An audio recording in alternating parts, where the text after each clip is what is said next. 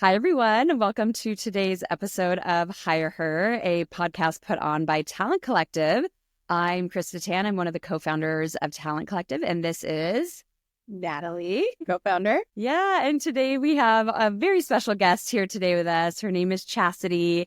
And Chasity was introduced to us by a fellow Talent Collective member. She has been in the world of career for at least probably like 5 to 7 years now, doing a lot of career counseling and helping job seekers. And now she's at a company as a quote unquote hiring manager, but most of what she does is recruiting. So I'm really excited to talk with Chasity today. She also has a crazy, massive following on LinkedIn. And I'm just blown away and so impressed by how she's built that in so few years. So we could probably talk about that for a good hour, but we'll let Chasity take it away. So Chasity, introduce yourself and tell us all about you. Hi, everyone. Yes, my name is Chasity, and I reside in the great state of Alabama and have been in the career space, career coaching for over 4 years. And then transitioned into recruiting and have been doing that for just about 3 years now. Currently getting to live out my dream by getting to help recruit in the sports arena, doing sports data recruiting. And so absolutely love that. I'm currently working as a hiring manager in that capacity. So I oversee all of our sports of football, baseball, and basketball. Thanks for having me. Of course. Thanks for being here. We're excited to get to know you a bit more and have all of our listeners get to know you as well. So I'm going to actually start off on a question that might be a little more vulnerable. So we love to chat with our guests on this podcast about real things that happen in real life and not just keep it all rose-colored glasses. So would love to hear from you a challenge that you've had to overcome in your life, whether that was personally or more on the career side. So what was that challenge? How did you overcome it? And maybe, what were some of those lessons? Yeah, definitely. A great question to kick things off with and the vulnerability here. But actually something that I've overcome in my lifetime. I lost my father to murder at the age of 13. And, just going through that at such a young age, didn't know really what to say. Friends didn't really know what to say to me because they were still young, and it was hard for all of us to process. And, my mom and my family were grieving themselves, but something that my mom did that truly helped me and just made such a lasting impact was that she put me in therapy, and just having that space to be able to go and talk to someone about how I was feeling and, really work through the grief that I was dealing with was super helpful. And having that experience made me want to go into counseling and become a therapist myself. As we can tell from the intro, that ended up not being, the path for me, but I still earn a bachelor's degree and a master's degree in counseling psychology. And I feel like, I'm able to use that in the spaces that I'm in today. And mental health advocacy is something that I'm all about and absolutely love using my platform to share about mental health. I believe it's really important, in the personal space, but also to be talked about in the workplace as well, because it just impacts so many people. Wow. Well, thank you for sharing that, Chasity. That is something very vulnerable and something that not many people have to deal with, especially at such a young age. So really appreciate you sharing that. And, you were talking about how at that age, your friends didn't really know what to say to you. I think even as adults, we don't know what to say, right? It's something that great of a loss is not something that many people have to deal with. And so, yeah, just my heart goes out to you, and sounds like you've been able to use it for good and to be able to give back and pay it forward. And I think that's the most you can hope for out of such a horrible, devastating time. So thanks for sharing that. No problem. Thank you. I can definitely resonate with you as, the counseling journey, the career counseling journey to now being in recruiting. Actually, both of us, we went to grad school for career counseling, and we now here are recruiting and now doing community life. So I definitely share the same journey with you. But I'm curious, how do you feel that you are kind of living that female empowerment now in the role that you're in? And I'm also just curious more of what does it really mean in the role that you're in, the sports, and you said the data? Can you clarify a little bit more? Sports data. So how do you feel as a female empowered in the role that you're in sports data? I mean, I'm trying to piece it all together. I'm so fascinated by it.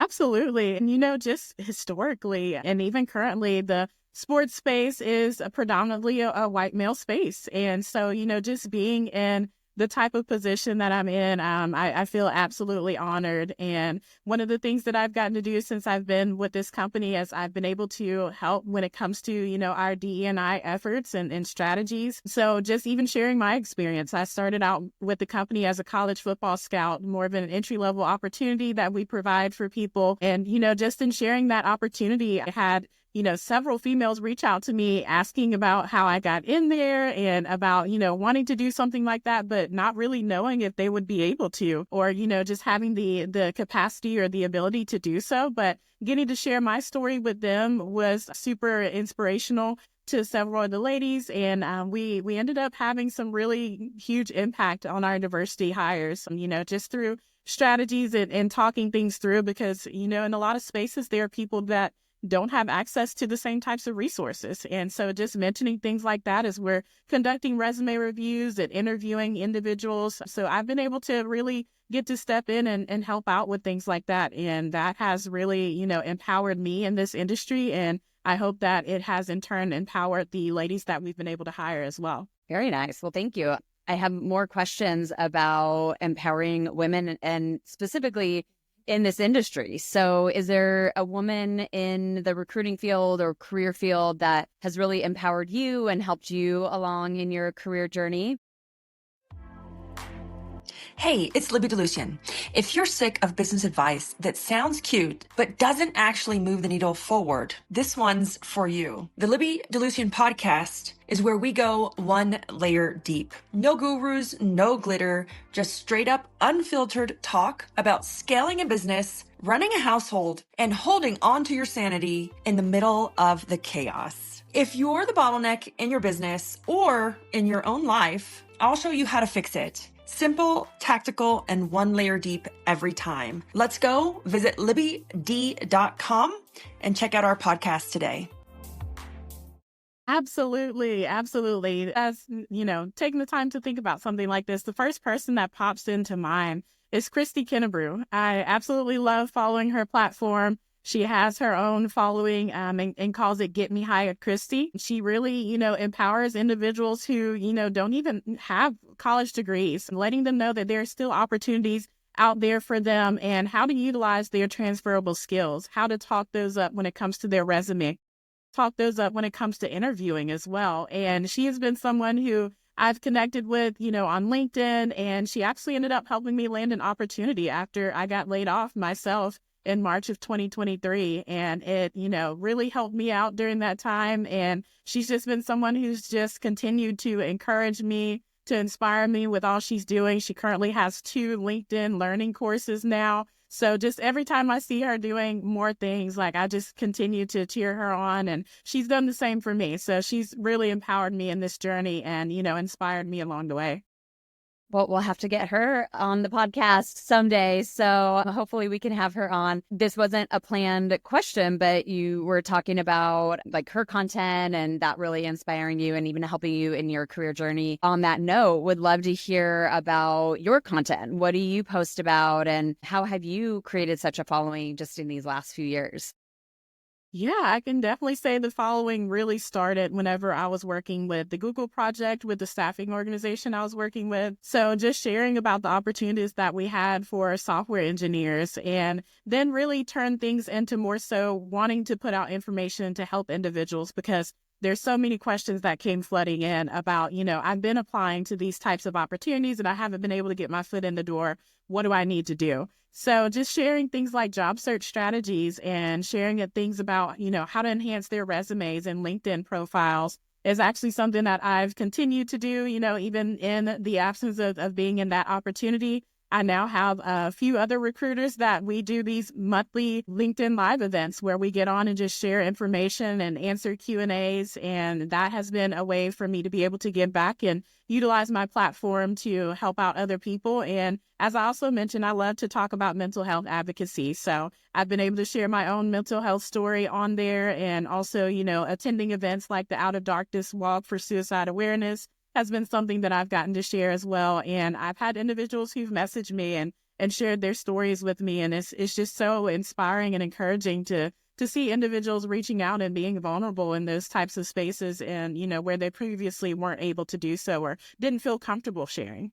I have one more question before Natalie goes. What are your thoughts? So you said, a lot of what you post is about job search strategies and even, like candidates getting noticed right now. So, I think any recruiter out there can resonate with the fact that there's a million qualified, applications coming through on your job postings overnight. A lot of candidates are using AI to, match their profile with the job. And so it's becoming increasingly more difficult for recruiters to really weed through and see, okay, who's actually qualified for this role. What are some things that you recommend candidates do to really stand out and get themselves noticed? The pace of change in the world of business is fast, and that drives incredible complexity for the world of human resources. Welcome to the HR Data Labs podcast, a series of conversations with experts inside and outside the world of HR on how to innovate, measure, and evolve our practices. Our goal is to help provide you with practical examples of how HR has to change to meet the complexity of the business environment. Every week, we'll talk to new and different voices on all aspects of HR. And at times, we'll get irreverent. Silly even. And sometimes geek out on the data and technology that underlie the processes that drive the world of HR. But the conversations are always insightful and fun. So please, enjoy the HR Data Labs podcast. Yeah. One of the main things that I talk about for sure is tailoring your resume. And, when it comes to that, there are individuals who, are mentioning applying to hundreds of different opportunities. And it's really not the best if you're using that same resume. You're wanting to have a master document that you can, kind of plug and play with the information and be able to really speak to those different roles that you're applying to. Say you're applying to customer service in maybe a healthcare industry as opposed to customer service in the sports industry. You're wanting to really speak to different skills in those different spaces. So being able to tailor the resume is something that I believe is super important because it can really help you to stand out. As a recruiter or a hiring manager, we're looking to see that you're qualified for the role, or we're looking to see those transferable skills that would be able to, get you that opportunity and we feel like you would be successful in. As recruiters and, even hiring managers, especially recruiters, though, they're advocating for you, like speaking up about your skills and the abilities that you have when it comes to your resume and giving that recruiter something that they can talk about as far as, sending you on up to the hiring manager or moving you along the process is super important. So just making sure that you're utilizing your resume and LinkedIn profile to the best of your abilities when it comes to speaking to the skills that you have. I'd love to go back to the industry in general. I'm just so fascinated by it. How do you think women can help empower more of a movement in getting more females and leaders growing within the industry or making a bigger impact? And doubling down on that, how do you want to go about making a bigger impact there, if possible?